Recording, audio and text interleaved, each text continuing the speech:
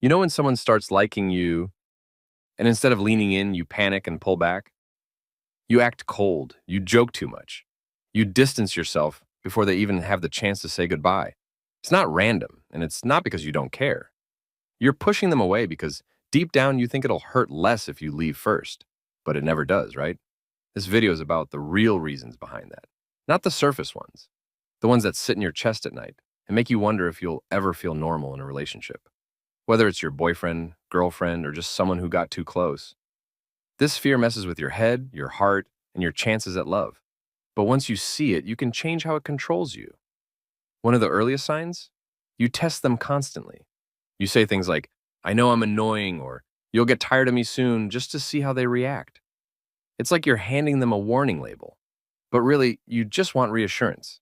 The problem is, those little comments start to feel like real reasons to leave.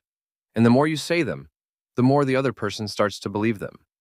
You want them to prove they'll stay, but what if they're just trying to breathe? Another one? You act like you don't care when you actually care a lot. You leave texts on read, you cancel plans, you act busy to seem chill, but you're not chill. You're scared. The fear says, don't get too close or you'll get hurt. So you protect yourself by pretending you don't need them. But pushing them away never makes the fear go away. It just confirms your belief that everyone leaves. So why do you do this? Why sabotage something that might be real? Let's talk about it. Because when you name the pattern, you stop being trapped by it. You know when things finally feel good, and that's when you start overthinking everything? You're not broken. You're just scared it won't last. But that fear, it's what's actually breaking it. You keep your guard up way too long. You don't let people really see you. You share little pieces, just enough to seem open, but never enough to be vulnerable. You tell half-truths. You smile when you're sad. You act okay when you're clearly not. Because being fully seen means being fully rejected if it ever goes wrong. So you hide. But here's the twist. Real connection only happens when you don't hide. The more you protect your heart, the more alone it becomes. You want love to feel safe without ever risking pain. But that's not how it works. You can't feel deeply loved without being deeply known. And then there's the anger thing. When something feels off, instead of talking about it calmly, you lash out or shut down completely. Not because you're mean, but because you're afraid. You think if you act like you don't care, you'll have the upper hand. If you act angry first, they won't see how scared you are underneath. But all that really does is confuse them and make them walk on eggshells and eventually walk away. What they don't realize is your anger isn't the problem.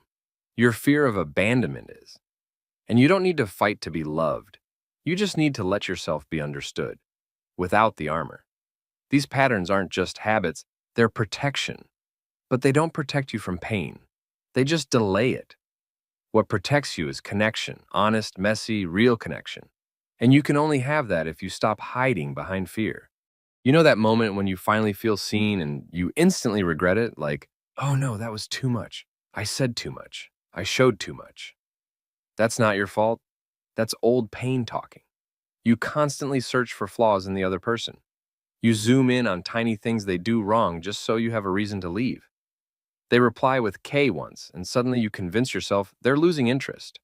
They forget one small thing and you spiral into they don't care. Why? Because finding something wrong gives you a sense of control. If you're the one who notices the cracks, you can leave before they break your heart. But here's the trap. No one is perfect. Everyone will disappoint you eventually.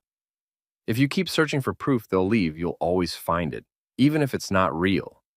And in the process, you'll miss out on something good because you were trying too hard to avoid something bad. And then there's how fast you run. The second things get emotional or serious, you start talking about needing space. Not because you want to end it, but because you don't know how to sit in closeness without feeling unsafe. Intimacy feels dangerous. The closer someone gets, the more power they have to hurt you. So you pull back. You say, I just need time, but what you really need is safety.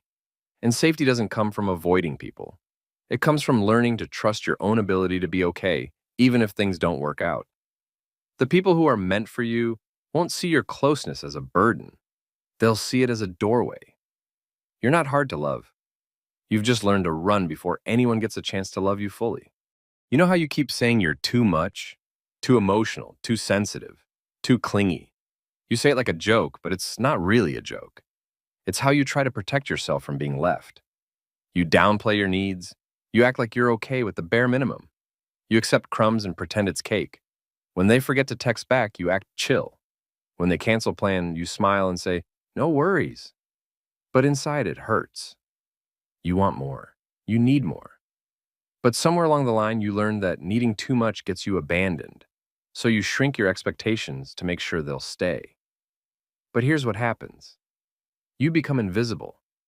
Not to them, but to yourself. You forget what it feels like to be held, heard, or chosen fully.